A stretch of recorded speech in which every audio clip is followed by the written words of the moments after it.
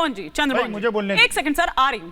चंद्रमोहन जी, देखिए बेसिक क्या है, जब मुद्दों की बात हो रही है और मुद्दों से ध्यान भटकाना और विक्टिम कार्ड खेलना हो तो वो भाजपा और भाजपा के समर्थकों को बड़े आसानी से आ जाता है। और सुनते रहना बड़ा आराम से, मैंने बहुत तसल्ली से सुना है। आपने मेरे नेता के रिश्तेदार का भी नाम लिया, मैंने बड़ी शालीनता से सुना, क्योंकि मैं वक्त सुन लीजिए, मैं आराम से बोल रहा हूँ। मैंने बोला नेता के रिश्तेदार, मेरे से मिस्टेक नहीं होती है। अब आगे विजय की बात आती है। विषय क्या है, आपको कब याद आने लग गए महात्मा गांधी? तब जब महात्मा गांधी की शहादत के ऊपर और महात्मा गांधी को आप गोलियां मारे और देश के प्रधानमंत्री चुप बैठे रहे, आप महात्मा गांधी की याद करते हैं, आप गुजरात के व्यक्तियों की इज्जत करते हैं। सुन लीजिए, अभी तो मैंने थोड़ी सी आग लगाई है, थोड़ी सी और लगाता हूँ। अच्छा, मेरे अवस्थी जी आज सुनिए, आप मत करें, मैं हिंदी ऑनर से खिलाड़ी हूँ, आपसे ज्यादा परफेक्ट हूँ। और अभी अवस्थी जी प्रोफेसर है यूनिवर्सिटी, जब उन्होंने पहला वक्तव्य बोला था तो एक देश के नागरिक जो इस डिबेट में बैठा और एक धर्म को बिलोंग करता है, इमीडिएट आपने अटैक करता उसके ऊपर। किस हैसियत से करा था आपने? मुसलमान क्या संविधान, क्या देश आपको आजादी देता है कि आप जब एक वर्ग का व्यक्ति खड़ा और आप उसके ऊपर प्रेशर खड़ा करने लग जाए? कौन देता है आपको अधिकार? लेकिन आपका अहंकार आपको अधिकार देता है, आप संविधान को तार तार करते हो। और अभी अखिल जी की जो बात पे आपको याद आ गया, जो याद आ गया आपको, चंद्रमोहन जी समझ नहीं आ रहा क्या कह रहे हैं? भाई आ रहा हूं, मैं आपकी बात पे भी आ रहा हूं, लंबा बोल देना, बोलने दीजिए। इसके बाद अखिल जी की बात पे भी आपको आ जाता हूं मैं। गुजरात उसको अखिल जी के लिए छोड़ दीजिए। और गुजरात की समरूपता में कोई प्रश्न नहीं खड़ा कर रहा, वो प्रश्न तब खड़ा करा अखिल जी ने जब आपने उस प्रश्न के जवाब को कोर करने की कोशिश करी, किरण भाई पटेल पे कोर करने की कोशिश करी, और कोर मत करा कर। अरे एक सेकंड, आप बात हिमानी जी, मुझे हिमानी जी अब बोल लूं मैं? तो आप ही की तरह सीखिए, आप हिमानी जी बोल लेता हूं अब मैं। हाँ, ठीक है। इनके नेता ने कहा कि भारतवर्ष में पूरे देश में आग लग जाएगी। आज इन्होंने कहा अभी तो थोड़ी सी आग लगाई, अभी और आग लगा। अरे हिंदुस्तान का आग लगाने की उनका मतलब उससे नहीं था। आज देश के आपके रहते हुए देश के नागरिक, चंद्रमोहन जी, अब देखिए उन्होंने आपके बीच में नहीं बोला। देखिए सुनिए ना, ऐसे में होता क्या है चंद्रमोहन जी, देखिए ऐसे में ना समझ नहीं आता है। देखिए समझ नहीं, कमाल बात है। नहीं, पर ये तो बात हुई है ना सिद्धार्थ जी, आपके ठीक है, आपके नेता ये बात करते हैं ना, आपके ज्योति मिर्धा से लेकर आनंद हेगड़े से लेकर और वो लल्लू सिंह, ऐसे तमाम नाम हैं। सिद्धार्थ जी, ये वो अजीज खान है जिन्होंने कहा वो एक नेता का बयान है। वो अजीज खान, एक सेकंड, चंद्रमोहन जी, वो अजीज खान नहीं है ये। एक अब आप देखिए छोटी छोटी बातों को पकड़ रहे हैं। अजीज खान नहीं है वो। नहीं, उनका मतलब देखिए ये वो अजीज खान है। सुनिए, मतलब क्या है? नहीं, ये वो अजीज खान, आप समझिए ना, आप छोटी एक सेकंड पहले तो एक सेकंड, वो कहते वो एक नेता का बयान है, घोषणा पत्र में नहीं है। स्टूडियो का डाउन और वो दूसरे नेताओं के बयान, स्टूडियो का ऑडियो डाउन कर दिया जाए। और मैं आपको यहाँ पर बता दूं, आपको यहाँ पर बता, एक सेकंड सर प्लीज, स्टूडियो एक सेकंड, चंद्रमोहन जी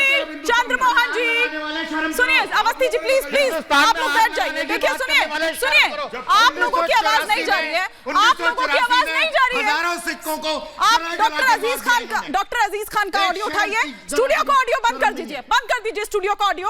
और डॉक्टर अजीज खान जो भी कह रहे हैं बिना प्रश्न के ही मैं जा रही हूं उनके पास। इस तरह से नहीं चल पाएगा ना। वो अजीज खान है से मतलब वो नहीं था जो आपने समझा।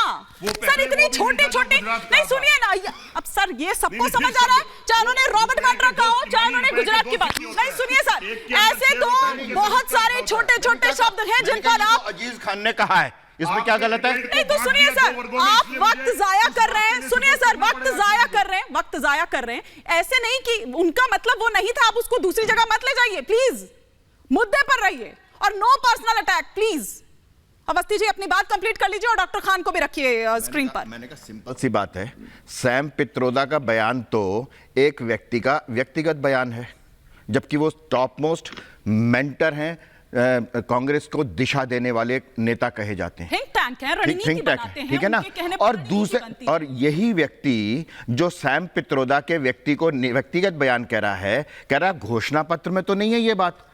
तो जो आप सारे आरोप लगा रहे हैं बीजेपी पर, वो घोषणा पत्र में कहां है कि संविधान पलट देंगे? लिखा है उन्होंने, वो व्यक्तिगत बयान नहीं है। ये है इनका असली चेहरा, ये है इनका इंडी गठबंधन का असली चेहरा, कि दूसरे व्यक्ति को तो कहो व्यक्तिगत बयान है, जो वास्तव में है, जो उन्होंने किया हुआ है इतिहास में, अतीत में सारे शाहबानों के लिए पूरा सुप्रीम कोर्ट का आदेश बदल दिया। राम मंदिर ना बन पाए इसलिए उन्होंने कह दिया राम काल्पनिक है।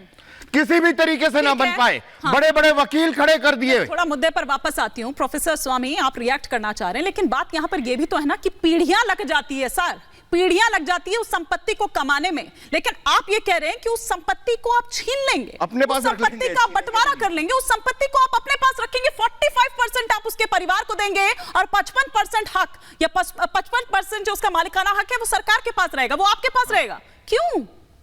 नेशनल हेराल्ड के लिए देखिए, महात्मा गांधी मेरे आदर्श हैं, द्वारकाधीश मेरे प्रभु हैं, लेकिन जो किरण भाई पटेल को Z+ सर मैंने जो सवाल किया है ना सर, उसी पर रहिए प्लीज प्रोफेसर स्वामी, वरना मुझे दूसरे गेस्ट का रुख करना होगा। प्रोफेसर स्वामी, डॉक्टर खान सेम क्वेश्चन आपसे, डॉक्टर खान सेम क्वेश्चन आपसे। स्टूडियो का ऑडियो डाउन कर दीजिए। जो सवाल पर जवाब नहीं देगा मैं उसका ऑडियो ऑन एयर नहीं कर सकती। देखिए हिमानी जी 15 लाख करोड़ रुपए मित्र लोग लेकर विदेश में चले गए। सवाल इस बात का है कि माननीय मोदी जी ने कहा था कि जो बाहर पैसा लेकर गए हैं या जो काला धन बाहर है उसको लाएंगे, हम देश के गरीबों को बांटेंगे। उस पर आप बात नहीं करेगी। आप ईडब्ल्यूएस पे बात कर रही हैं, ईडब्ल्यूएस पे बात कर रही हैं। आप जातीय जनगणना पे बीजेपी सुनना नहीं चाहती है, वो नहीं चाह रही ईडब्ल्यूएस की बात हो, इकोनॉमिकली वीकर सेक्शन की। वो वीकर से उसको मतलब ही नहीं है, उसको दलित शोषित वंचित समाज से कोई लेना देना नहीं है।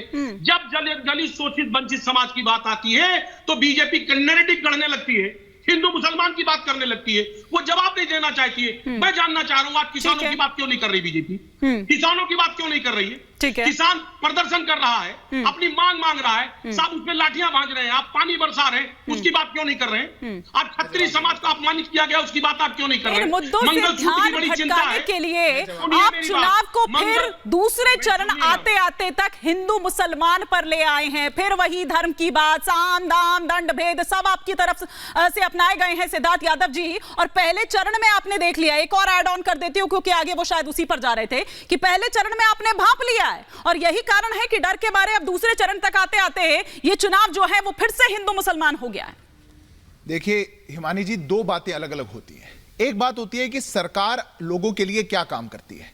सरकार ने जो 10 साल का ट्रैक रिकॉर्ड लाया है और मोदी की गारंटी जो लोगों के बीच में गई है, उसका अपार समर्थन हमको इन चुनावों में मिल रहा है। अब तो मोदी की गारंटी की बात ही नहीं हो रही है सिद्धार्थ जी। सुनिए ना, हाँ। ज्यादा दूर की बात नहीं है, 4 जून को उसका परिणाम आ जाएगा।